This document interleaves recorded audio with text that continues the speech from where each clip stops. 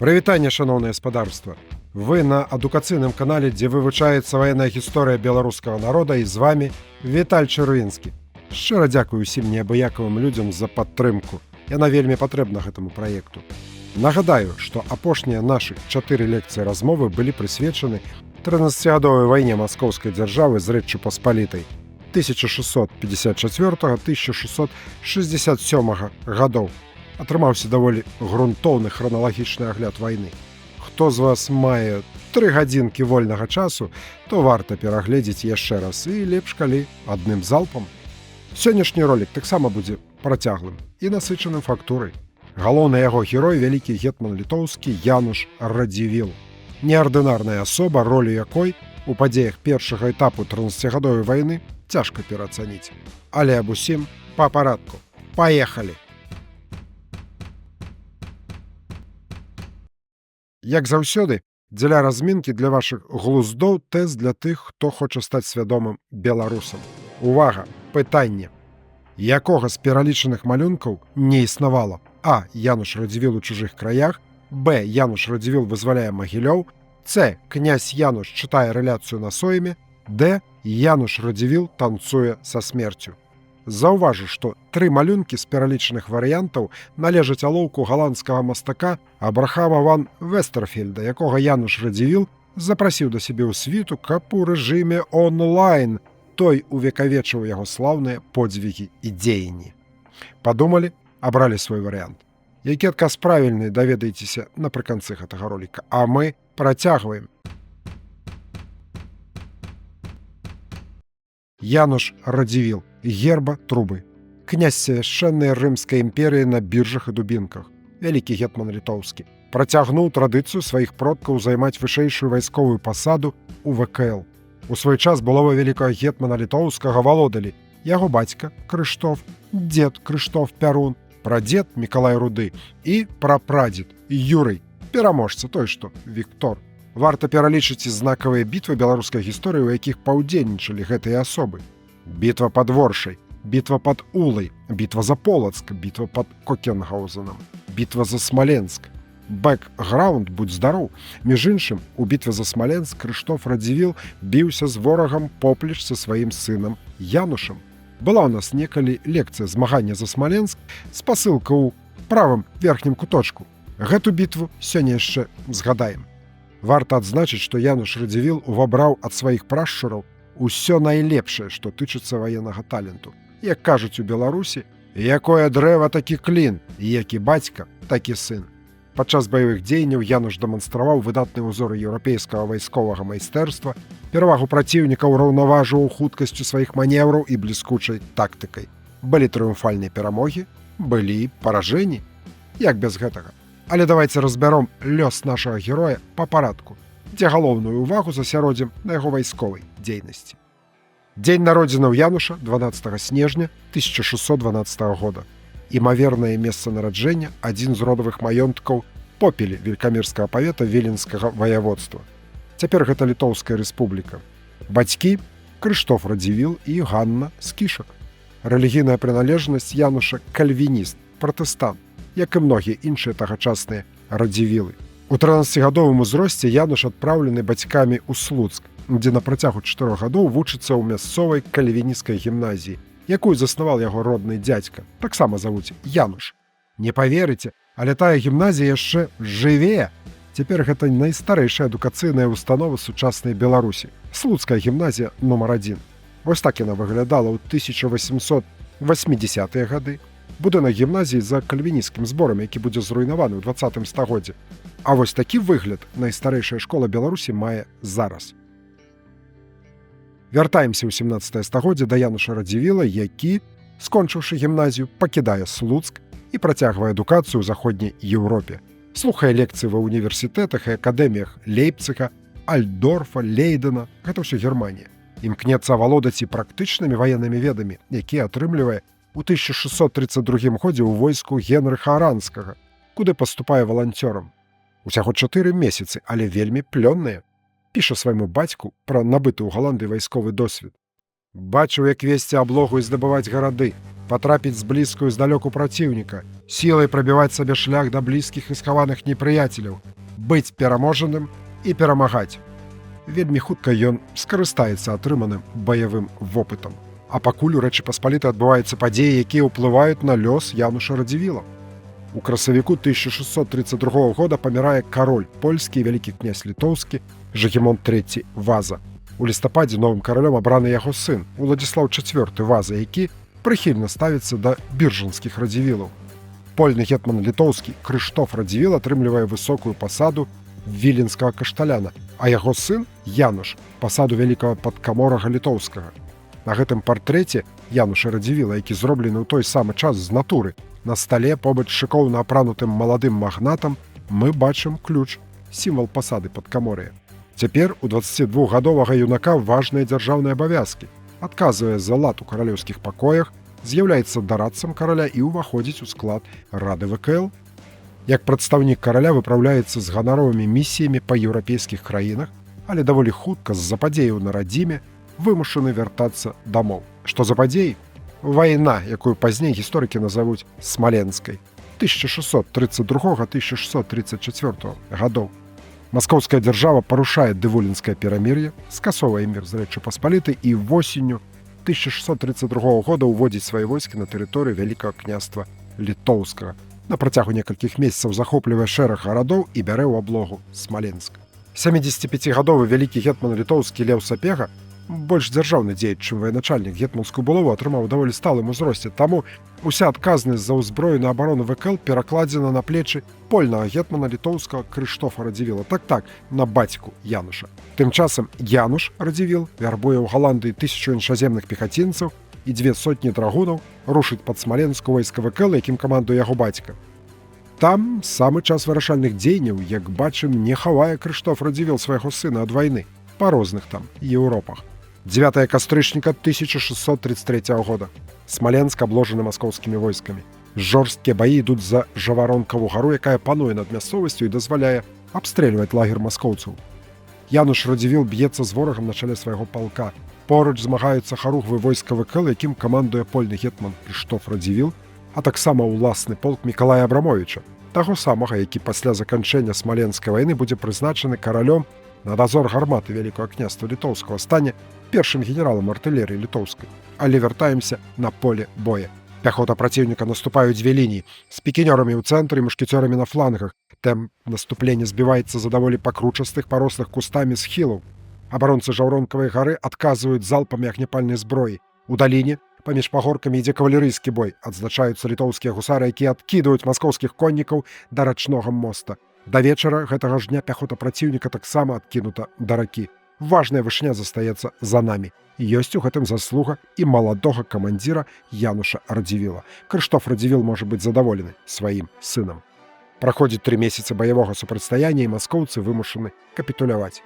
На Жаўронкавай гары, дзе яшчэ нядаўна біўся з праціўнікам полк Януша Радзівіла, адбываюцца перамовы.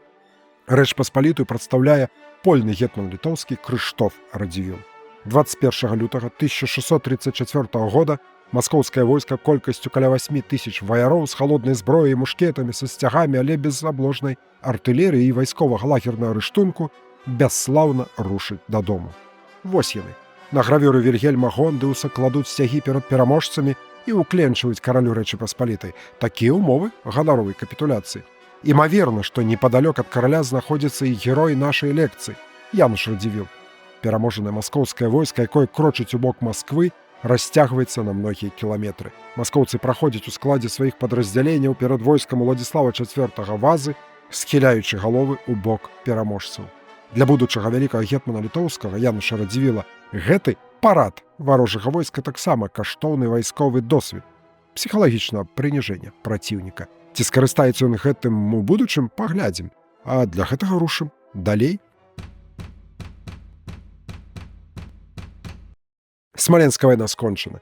Януш Радзівіл вяртаецца да мірнага жыцця, якое можна ахарактарызаваць наступнымі словамі: бляск, раскоша, багацце, калекцыяванне, самалюбства, схільнасць да звады, да сварак, запальчывасць, але адначасова велікалітоўскі гонар і непрыхільнае стаўленне да палітыкі польскай кароны у адносінах да самастойнасці і незалежнасці Вялікага княства Літоўскага. Здавалася б, саюзная дзяржава двух народаў, дзе кожны мусіць мець роўныя правы, але запэўніванні пра роўнасць кароны і Вялікага княства нярэдка аказваюцца пустымі словамі.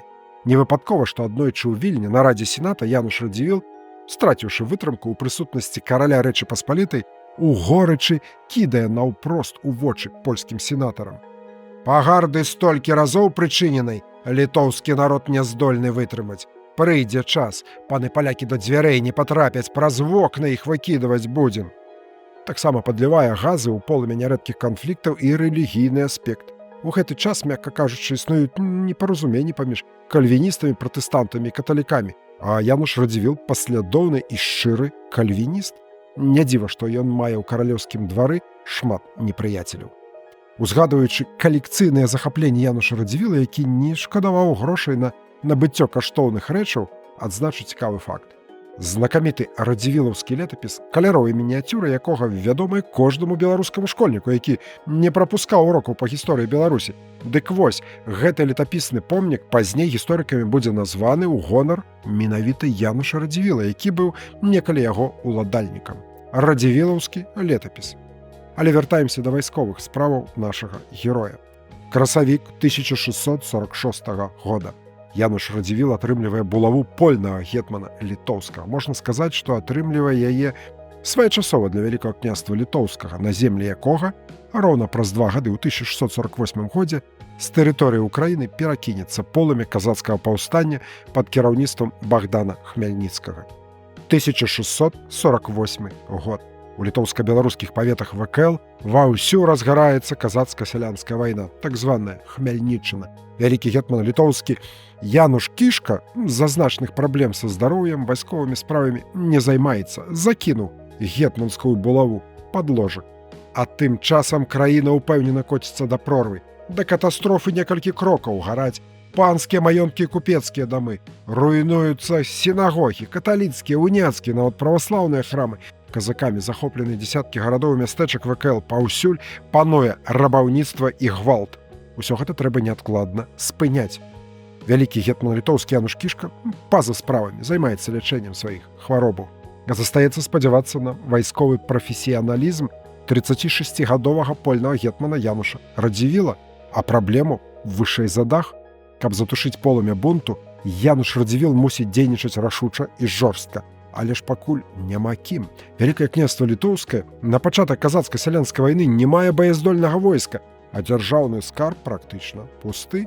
Сабраць грошы на жаўнераў можна толькі пасля ўхвалення падаткаў соймікамі і галоўным з'ездам, на што патрабуецца немалы час. У чэрвені 1648 года ўладамі ВКЛ нарэшце ўхвалены каштарыс на 6000-нае войска. Пазней лічба змяншаецца да 5000. Збор харугаў прызначаецца на пачатак верасня. А многія паветы вырашаюць не даваць жаўнераў пад сцягі польнага гетмана. Самім патрэбныя ваяры дзеля абароны ад казакоў і паўстанцаў сваіх жа паветаў. Шмат хто з перапужанай літоўска-беларускай шляхты нават не думае аб паспалітым рушэнні і ратуецца ўцёкамі ў глыб краіны. Януш Радзівіл за ўласны кошт набірае ў войска ВКЛ першае фарміраванне, у тым ліку замежных еўрапейскіх наёмнікаў, і распачынае баявыя дзеянні супраць паўстанцаў. Вялікая праблема ў тым, што вораг гэта не жаўнеры нейкай іншай чужой дзяржавы, але ж свае мясцовыя жыхары Рэчы Паспалітай, украінскія казакі і паказачаныя літвіны беларусы. Ва ўзброенае грамадзянскае супрацьстаянне ўцягнутыя амаль усе сацыяльныя групы насельніцтва. Рэгулярнаму войску Вялікага княства Літоўскага, якое складаецца з наёмнікаў і мясцовага шляхецкага апалчэння, супрацьстаяць баяздольныя казацкія палкі, а таксама казацка-сялянскія атрады, дзе пэўную колькасць складаюць мяшчане і дробная праваслаўная шляхта. Паўстанне, быццам вулканічная лава, расцякаецца па паўднёвых паветах ВКЛ, выпальваючы зямлю нашых продкаў. Была ў нас на канале на гэту тэму лекцыя пад назвай «Паказачаная Беларусь». Там пра гэтыя падзеі больш падрабязна. А тэма сённяшняй лекцыі – вайсковая дзейнасць Януша Радзівіла. Пра гэта і працягваем размову. Частка тэрыторыі ВКЛ ахоплена паўстаннем. Пакуль польны гетман збірае сілы, галоўны цяжар вайны лягае на літоўскіх магнатаў, якія не толькі выстаўляюць уласныя харугвы, але і самі камандуюць імі. Рыгор Юрый Друцкі-Горскі, яго сын Міхал. Уладзіслаў Халецкі, Ян Пац, Уладзіслаў Валовіч, Казімір Ляўсапега, Рыгор Мірскі, Міхал Кароль-Радзівіл і многія іншыя дзейнічаюць адасоблена з перамерным поспехам, атрымліваюць лакальныя перамогі і паразы, спрабуючы затрымаць разрастанне казацка-сялянскага паўстанцкага руху. Верасень 1648 года Януш Радзівіл рушыць па тэрыторыях ВКЛ, пакуль яшчэ не ахопленых полымем паўстання. Заязджае ў Менск, адтуль у Пухавічы, потым у палявы лагер пад Глускам, дзе 13 кастрычніка выдае вайсковы статут, які ў тым ліку рэгулюе прынцыпы вайсковай дысцыпліны. Асаблівую ўвагу надае абароне насельніцтва і яго маёмасці ад рабункаў. Складае вялікі пералік злачынстваў, якія караюцца смерцю. Не выключаю, што вялікую ролю тут адыгрываюць і трагічныя падзеі ў Пінску, які 3 днямі раней вызваляецца ад казакоў і паўстанцаў стражнікам літоўскім Рыгорам Мірскім. Вызваляецца ад казакоў і паўстанцаў, але ў якасці пакарання аддаецца на рабаванне сваім жа жаўнерам, якія проста знішчаюць усё навокал, пакідаючы пасля сябе неймаверныя шкоды і спусташэнні. Гіне траціна, а мо і палова мірных жыхароў. Вось дык вызваленне. Польны гетман літоўскі Януш Радзівіл да гэтага злачынства дачынення не мае. 17 лістапада 1648 года каролем польскім вялікім князем літоўскім абраны Ян II Казімір Ваза, малодшы брат Уладзіслава IV Вазы, які ў траўні гэтага года памёр. Што робяць магнаты і буйная шляхта Рэчы Паспалітай? Збіраюцца на каранацыю ў Кракаў, што тым часам здзяйсняе Януш Радзівіл, скіроўваецца на поле бою. Студзень-люты 1649 года Януш Радзівіл у Берасці. Ён аб'ядноўвае 4000 сваіх наёмных жаўнераў з харугвамі берасцейскага павету, якімі камандуе Феліцыян Тышкевіч, а затым у Нобелі з харугвамі Рыгора Мірскага. Войска Януша Радзівіла рушыць 3 калонамі з моцным ар'ергардам, групоўкай пад камандаваннем Адама Паўловіча. Войска імкліва даходзіць да Турава, які лёгка бярэцца. Паўстанцы без бою, але з усёй здабычай уцякаюць з горада. Тураўскія мяшчане добраахвотна адчыняюць гарадскія брамы. 10 лютага Януш Радзівіл ужо стаіць пад мурамі добраўмацаванага Мазыра. Дасылае заклік казацкім камандзірам здацца, атрымлівае адмову сіламі пяхоты драгунаў, коннай пяхоты. Пры падтрымцы рэйтаравай артылерыі, а таксама гусараў, якія падчас бою спешыліся, рашучым штурмам бярэ горад. Як напіша потым сучаснік тых падзей Піліп Абуховіч, у Мазыры бараніліся моцна. Пасля штурму усе разам з насельнікамі места пушчаны пад шаблю, а места спалена. Схопленага казацкага атамана Міхненку па загаду Януша Радзівіла спачатку садзяць на палю, а потым адсякаюць галаву і ўтыкаюць яе на замкавай вежы. Пасля надзвычай крывавага бою Януш Радзівіл выводзіць усіх сваіх жаўнераў з гораду, загадаўшы, каб пратрубілі ў войску, каб ніводзін не наважваўся пад пагрозай смерці ў Мазыр ехаць ці чэлядзь пасылаць. Тым часам сам наладжвае ў горадзе рэквізіцыю волава, медзі, срэбра, золата, грошы. Толькі пасля гэтага туды заходзяць радзівілаўскія жаўнеры. Мазыр паказальна пакараны. 20 лютага пасля 5-дзённага пераходу 140 кіламетраў войска Януша Радзівіла ўжо пад Бабруйскам, апошнім сур'ёзным асяродкам паўстанчага руху ў Вялікім княстве літоўскім. Там ужо цэлы месяц горад безвынікова спрабуюць узяць харугвы польнага пісара ВКЛ Уладзіслава Валовіча. Казацкі загон атамана Паддубскага, які зачыніўся ў горадзе, гатовы працягваць абараняцца, але гараджане, пераважна багатыя мяшчане, гандляры, рамеснікі і мясцовае праваслаўнае святарства, імаверна застрашаныя лёсам Пінскую Мазыра, уначы адчыняюць браму. Войска Радзівіла заходзіць у горад. Ва ўзнагароду Януш Радзівіл жалезнай рукой захоўвае горад ад рабункаў. Шарагоўца аднаго за адну хустку, якую ўзяў, загадаў на браме павесіць, хустку перад ім паклаўшы. А вось захопленых у палон бунтаўшчыкоў, сярод якіх шмат мясцовых, чакае бязлітасная расправа. На палю, на кол, пасаджана 100 чалавек. 150 забіта іншым чынам. Яшчэ 8 сотням адсякаюць кісці правай рукі, каб больш не маглі трымаць зброю. Да слова, пры захопе Бабруйска гэтымі самымі казакамі кастрычнік 1648 года была перабіта ўся заможная шляхта, а бабруйскі стараста ўтоплены у бярэзіне. Ну вось і прыйшоў час расплаты за здзейсненыя злачынствы.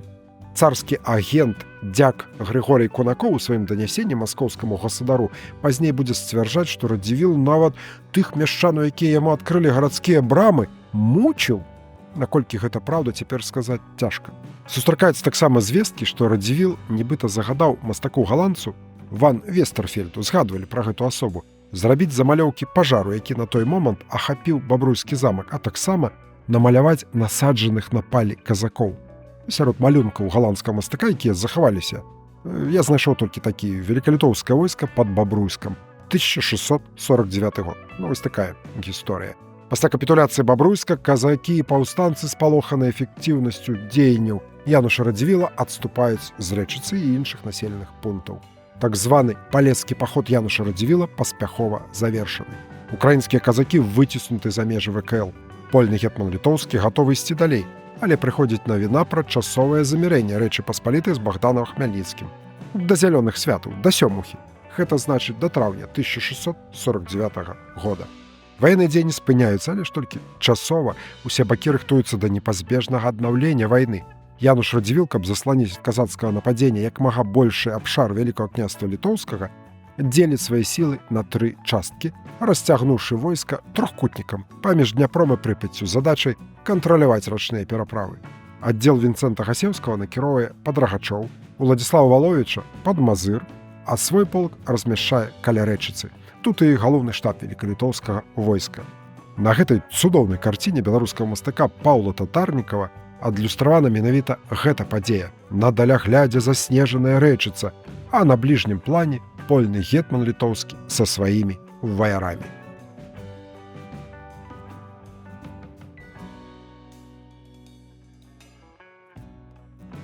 Вясна 1649 года.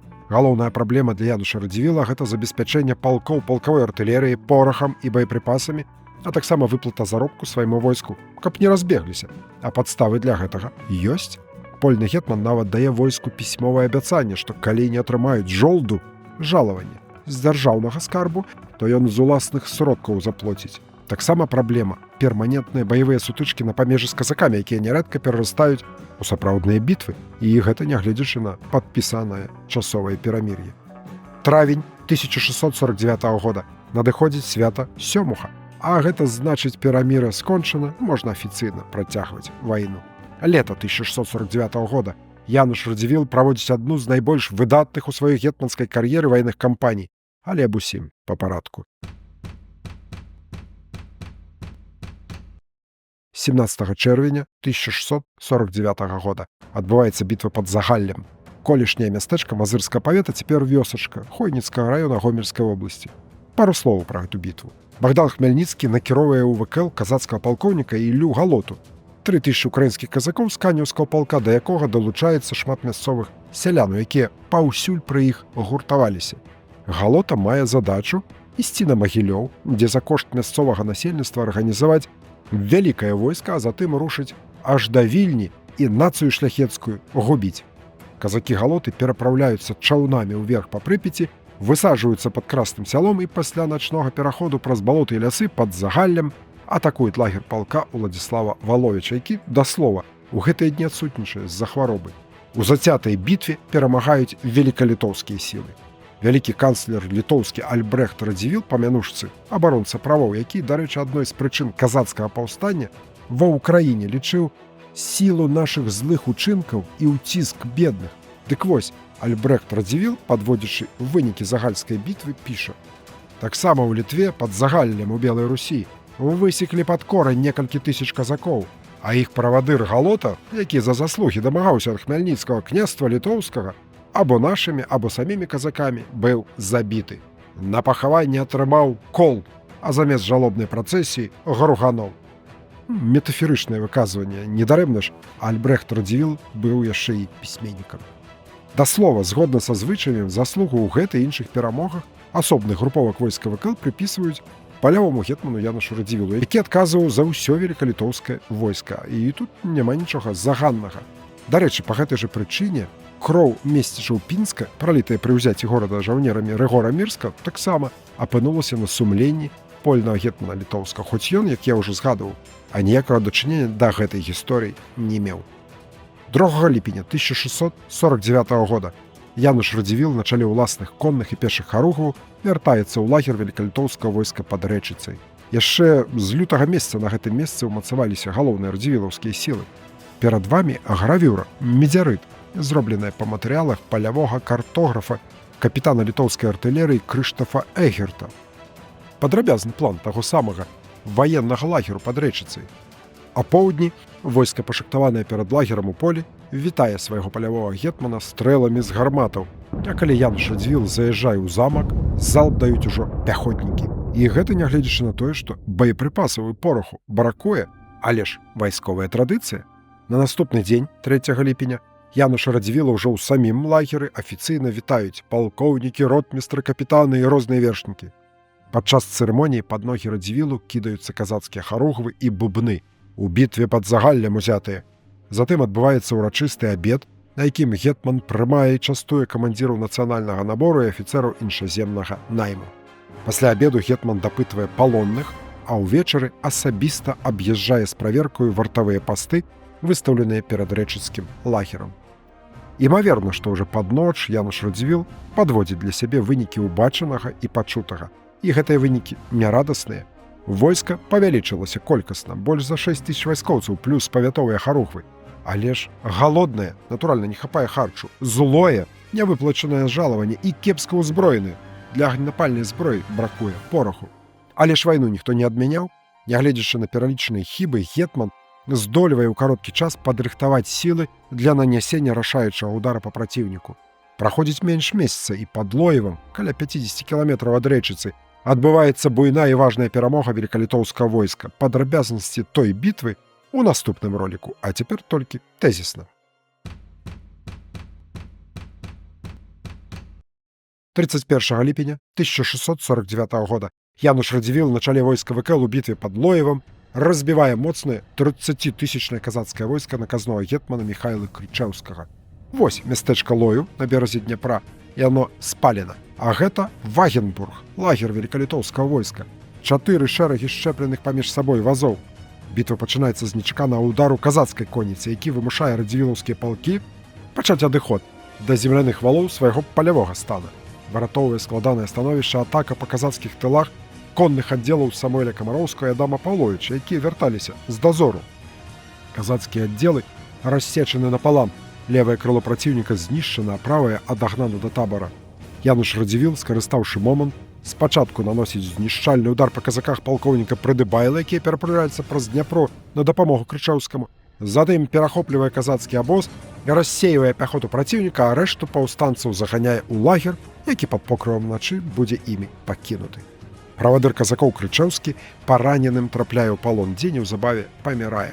Перамога мае вялікі розгалас у Еўропе і значна павялічвае аўтарытэт Януша Радзівіла, які, да слова, кідае пад ногі каралю 50 казацкіх харугваў, захопленых пад Лоевам. А гэта габелен, прысвечаны гэтай бітве, зроблены па замове Януша Радзівіла.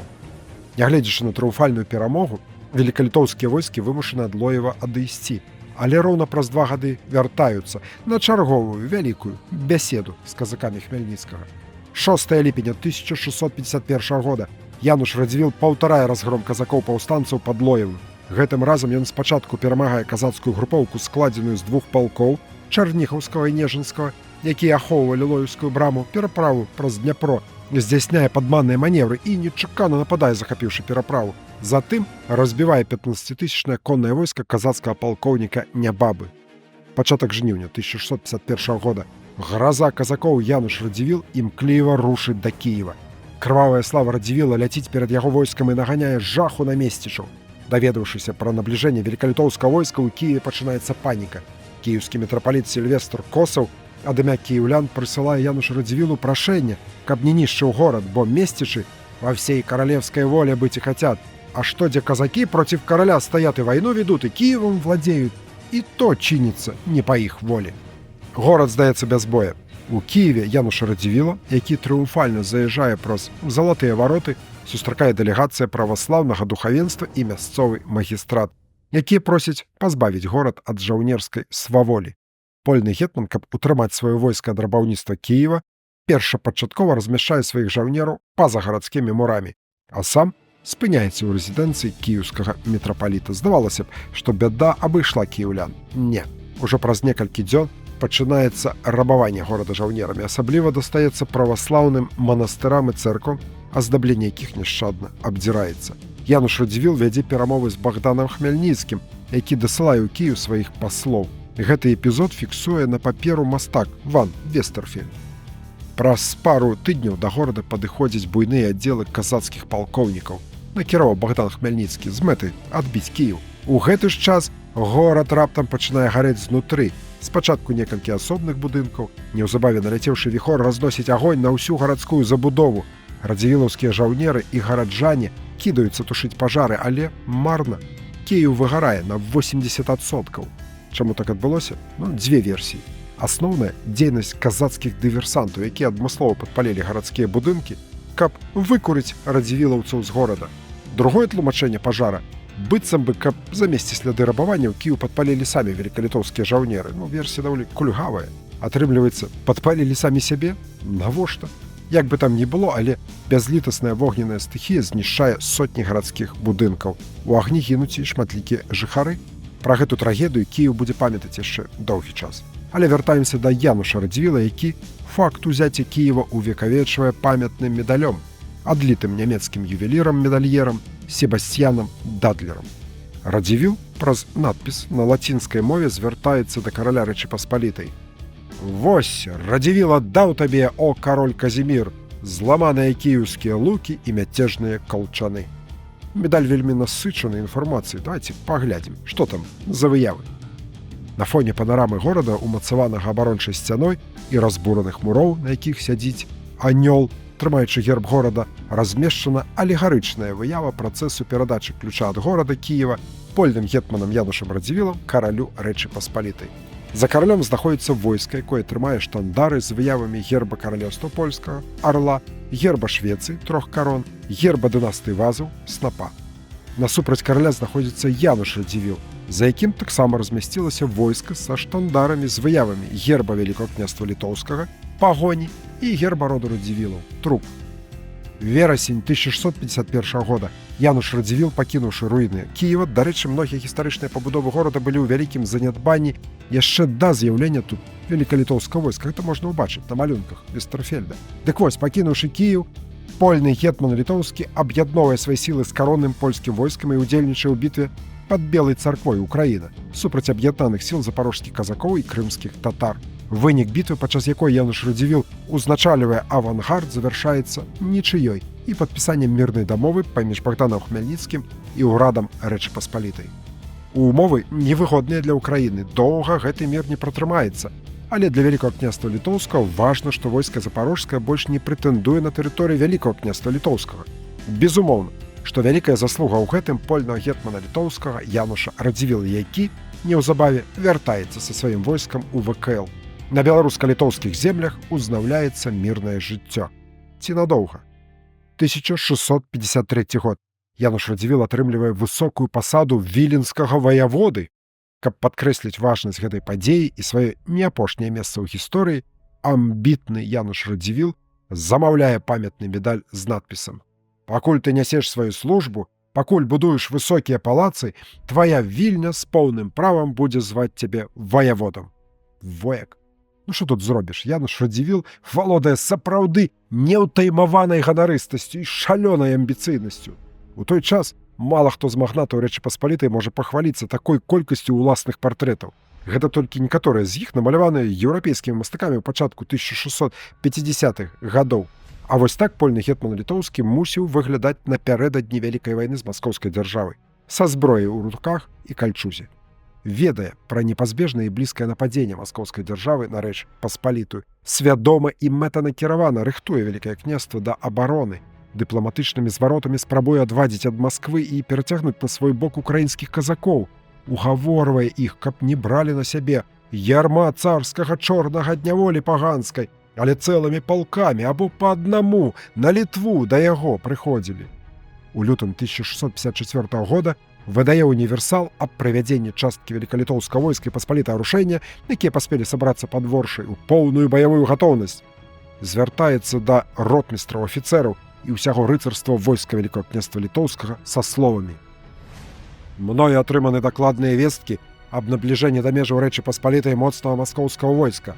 Маючы намер чым хутчэй даць адпор гэтаму непрыяцельскаму нашэсцю, папярэджваю вашых міласцяў і ўладай сваёй строга загадваю вам заставацца пад сваімі харугвамі у сваіх ротах, не адлучацца ад іх ні на крок.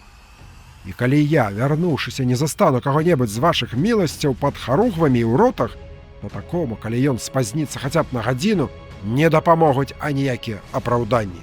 Аб гэтым зноў і зноў нагадваю і папярэджваю. Януш Радзівіл усяляк умацоўвае гарнізоны памежных крэпасцей, але ж з-за недахопу сродкаў дзяржаўнай скарбніцы не можа наняць патрэбную колькасць наёмнікаў і дастаткова назапасіць зброю. Клопатаў хапае. У адным са сваіх лістоў ён піша: «Ледзьве маю часу паесці або замовіць малітву».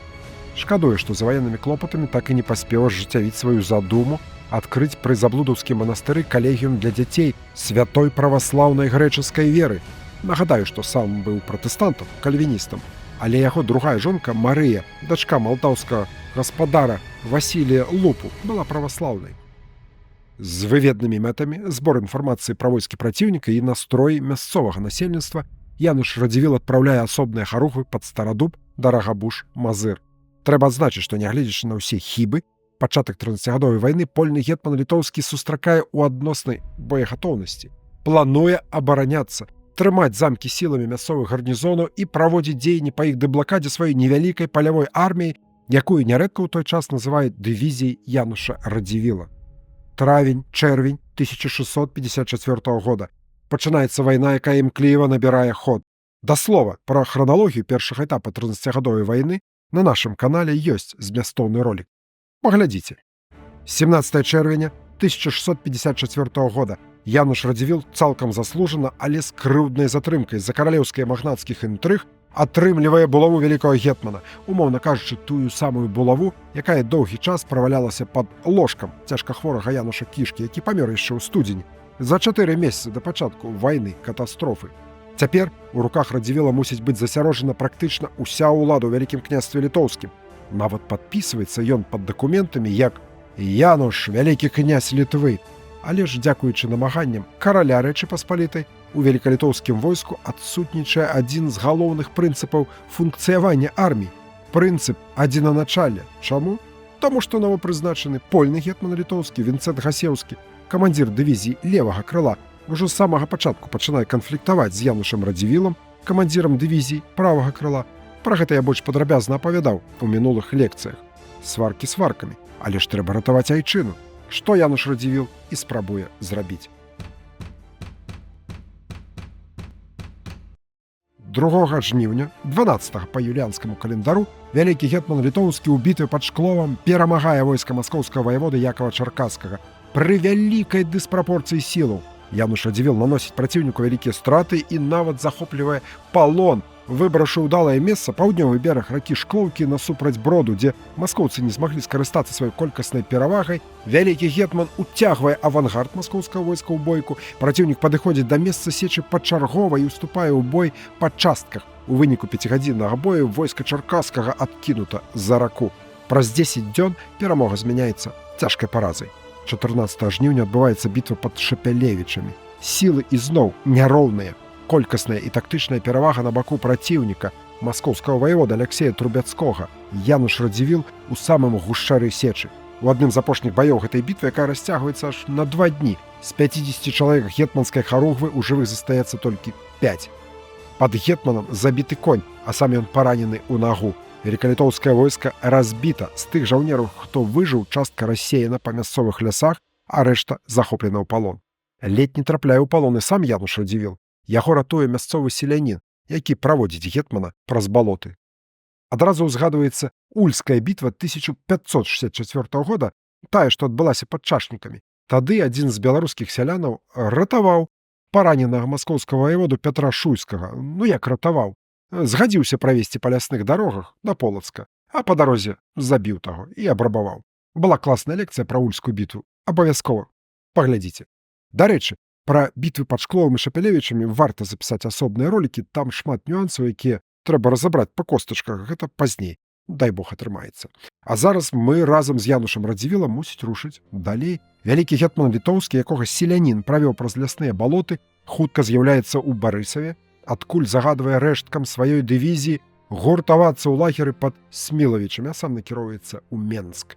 Біўся, прайграў, звычайная рэч. Не ўцякаў, як пад піляўцамі.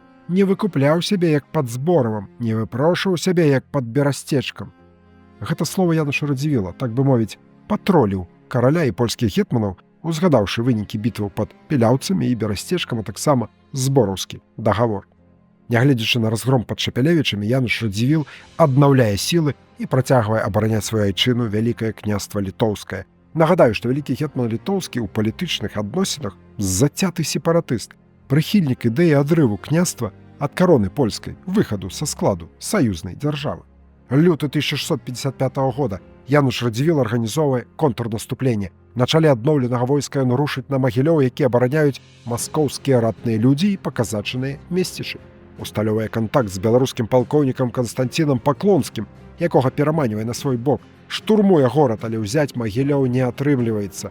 У траўні вымушаны адвесці сваё войска на захад краіны, пакінуўшы ў якасці ар'ергарда харугвы на чале з Канстанцінам Паклонскім, якому асобным універсалам 10 траўня дае палкоўніцтва няроўнае над усімі краямі беларускімі. Адзначу, што Януш Радзівіл моцна хварэе, паранены, але не пакідае абозу, каб не паніжаць баявы дух войска, якое патрабуе неадкладнага папаўнення, як мінімум паспалітым рушэннем. У тыя дні Радзівіл з жалем піша пра шляхту, якая замест таго, каб сабрацца ды ісці ў лагер да гетмана, адно разбягаецца. Няма ў многіх ужо веры ў перамогу над моцнымі і шматлікімі войскамі маскоўскай дзяржавы, але ж нехта павінен працягваць бараніць дзяржаву. Ліпень 1655 года Януш Радзівіл выдае спецыяльны універсал з жыхарам пінскага павета, у якім тлумачыць, што з-за вялікага недахопу наёмнага войска ён мусіць зняць усе харугвы, якія дагэтуль прыкрывалі палескі тракт. Таму загадвае, каб панове самі як найхутчэй купіліся, гуртаваліся і сваімі уласнымі грудзьмі баранілі свае хаты, ды бралі пад абарону палескі тракт.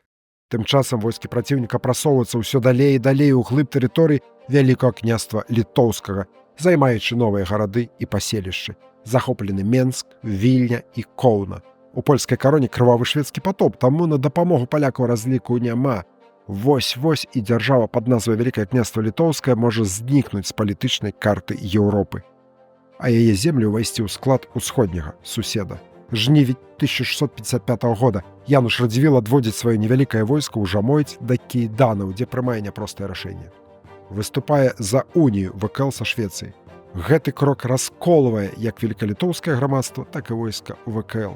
Каралем польскім і князем вялікім літоўскім Янам Казімірам Януш Радзівіл аб'яўлены ворагам айчыны, ворагам Рэчы Паспалітай абодвух народаў. 17 жніўня 1655 года у Кейданах, аддаўшы перавагу шведскай пратэкцыі перад маскоўскай тыраніяй, Радзівіл падпісвае дагавор са шведамі. У прынятым акце адзначаецца: няма іншага спосабу ацаліць нашу дзяржаву, як толькі далучыць яе да аднаго з бакоў, што цяпер супраць нас ваююць, і даверыць яму свае правы і фартуны. Што па ўмовах уніі? У войска ВКЛ аб'ядноўваецца са шведскім. Страчаныя землі ВКЛ шведскі кароль абавязваецца адваяваць і вярнуць іх уласнікам. Асобным пунктам падкрэсліваецца, што гэта не інкарпарацыя княства, а далучэнне яго на роўных правах да шведскага каралеўства па прынцыпу Рэчы Паспалітай. Дэкларуецца свабода рэлігіі, свабода голасу на соймах і гэтак далей. Здавалася б, няблага, але ж праз пэўны час шведы выстаўляюць новыя ўмовы, невыгодныя для ВКЛ. 20-23 кастрычніка 1655 года. Пасля доўгіх і складаных перамоваў прымаецца тэкст новага змененага пагаднення. Не спадабалася шведам ідэя з роўнымі правамі, тым больш на польска-шведскім фронце ў іх вялікія поспехі. Ад Януша Радзівіла адыходзіць частка яго войска. Ствараецца вайсковая канфедэрацыя, якая падначальваецца віцебскаму ваяводзе Паўлу Сапегі, які ў гэты час пераймае ролю галоўнага камандзіра над рэшткамі великалітоўскага войска. Сапега збірае сілы на Берасцейшчыне, а Януш Радзівіл тым часам закрываецца ў галоўнай крэпасці Падляшша Тыкоціне. Менавіта на Падляшша з Жамойці вялікі гетман літоўскі прыводзіць рэшткі, якія засталіся ад великалітоўскага войска. Пакуль яшчэ афіцыйна пасада вялікага гетмана належыць Радзівілу. Жонка і дачка Януша адпраўлены ў бяспечнае месца ў Прусію. Сам Радзівіл, імаверна, смяротна хворы, рыхтуецца да апошняй бітвы ў сваім жыцці. Якія думкі і планы ў гэты час у галаве великалітоўскага гетмана? Мо шкадуе аб зробленых кроках, а можа, наадварот, упэўнены ў сваёй праўдзе. Снежань 1655 года. Тыкоцінскі замак абложаны войскам Сапегі. Праз 1,5 месяцы той атрымае булаву вялікага гетмана. 31 снежня 1655 года. Януш Радзівіл памірае. Пасля смерці на яго целе выступаюць плямы, якія даюць падставу лічыць, што яго маглі і атруціць. Але я не пэўны ў такой версіі. Гарнізон, дзе галоўную сілу складае 1000 радзівілаўскіх пяхотнікаў, утрымлівае фартэцу да падыходу корпуса Багуслава Радзівіла, стрэечнага брата Януша, які вызваляе Тыкоцінскі замак ад аблогі сапежніцамі. Цела Януша Радзівіла вывозіцца і спачатку хаваецца ў маёнтку Сялец пад Берасцем, а пасля вайны астанкі таемна перазахоўваюць у кальвінісцкім зборы ў Кейданах. Захаваліся да нашага часу. Гэта труна з прахам вялікага гетмана. Вось такая гісторыя, даражэнькія. Як захоўваецца памяць аб гэтым таленавітым военачальніку? У Літоўскай рэспубліцы імя Януша Радзівіла носіць заходняя частка горада Кідайняй, былыя Кейданы, а на рынкавай плошчы ўсталяваны помнік. У Беларусі у Нацыянальным мастацкім музеі захоўваецца арыгінальны партрэт Януша Радзівіла, намаляваны ў 1654 годзе польскім мастаком нямецкага паходжання Даніэлем Шульцам малодшым. Там захапляльная гісторыя, звязаная з яго рэстаўрацыяй. У 2018 годзе беларускія спецыялісты аднавілі першапачатковы вобраз, зняўшы верхні слой фарбы. Вось так выглядаў гэты твор да рэстаўрацыі. Як бачым, адрозненні ў вопратцы і ў антуражы даволі істотныя. Ці варта выкарыстоўваць асобу Януша Радзівіла ў патрыятычным выхаванні беларускіх вайскоўцаў? А чаму не? Лічыцца адным з самых таленавітых военачальнікаў нашай гісторыі. З яго імем звязаныя і трыумфальныя перамогі велікалітоўскага войска пад Шкловам і Лоевам. А гэта зорныя старонкі ваеннай гісторыі беларускага народа. Вяртаемся да тэста для эрудытаў. Нагадаю, як гучала пытанне. Якога з пералічаных малюнкаў не існавала? А. Януш Радзівіл у чужых краях. Б. Януш Радзівіл вызваляе Магілёў. С. Князь Януш чытае рэляцыю на сойме. Д. Януш Радзівіл танцуе са смерцю. Мы ўжо ўзгадвалі сёння пра галандскага жывапісца, рысавальшчыка і каліграфа Абрахама ван Вестерфельда, які працаваў як прыдворны мастак Януша Радзівіла, быў сведкам многіх падзей, якія адбываліся на тэрыторыі Літвы, Беларусі і не толькі.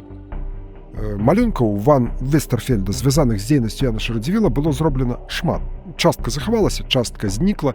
Сустракаюцца звесткі, што па вопісу 1670 года ў Нясвіжскім замку сярод калекцыі малюнкаў галандскага мастака знаходзіліся такія творы, як Януш Радзівіл у чужых краях, князь Януш чытае рэляцыю на сойме і нават Януш Радзівіл танцуе са смерцю. А вось малюнка Януш Радзівіл вызваляе Магілёў не магло быць у прынцыпе, бо, як мы ведаем, Януш Радзівіл спрабаваў узяць гэты горад у 1655 годзе, але не здолеў. Такім чынам, правільны адказ Б. Януш Радзівіл вызваляе Магілёў.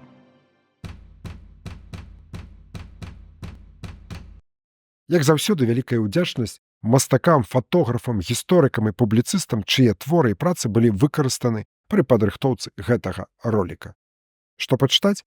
У навукова-папулярнай кнізе Вітаўта Чаропкі «Уладары Вялікага княства», якая перажыла некалькі перавыданняў, адзін з раздзелаў пад назвай «Двухаблічны Януш», прысвечаны герою сённяшняга роліка, захапляльнае чытво.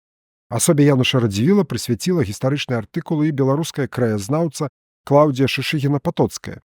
З яго зместам можна азнаёміцца ў кнізе «Нясвішы Радзівілы. Мінск. Выдавецтва Беларусь. 2007 год».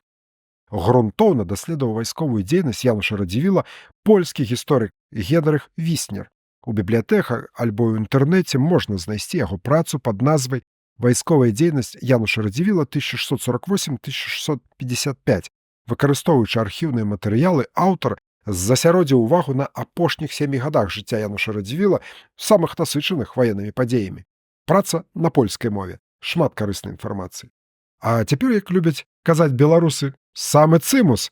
Кніга пад назвай «Абрысы розныя. Малюнкі і чарцяжы гетмана Януша Радзівіла» выйшла ў 2020 годзе ў выдавецтве Беларусь, Мінск. «Абрысы розныя» — гэта назва калекцыі уластаручных малюнкаў і чарцяжоў гетмана Януша Радзівіла. Так, вялікі гетман меў таленты не толькі ў вайсковай справе, ён яшчэ і няблага маляваў.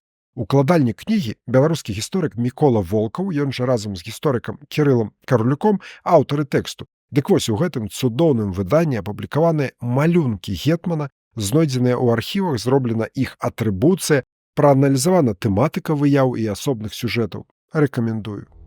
Ну вось і ўсё, даражэнькія. Наступным разам мы ізноў сустрэнемся з Янушам Радзівілам. Тэмай лекцыі размовы будуць дзве бітвы пад Лоевам 1649 і 1651 гадоў. Шчыра дзякую вам за ўвагу. Пішыце каментары, дзяліцеся спасылкамі на гэты ролик са сваімі сябрамі і знаёмымі. Стаўце падабайкі. Дапамагайце гэтаму праекту іншым, зручным для вас чынам, буду вам за гэта вельмі удзячны. З вами быў Віталь Чырвінскі. Гонар маю. Да хуткай сустрэчы.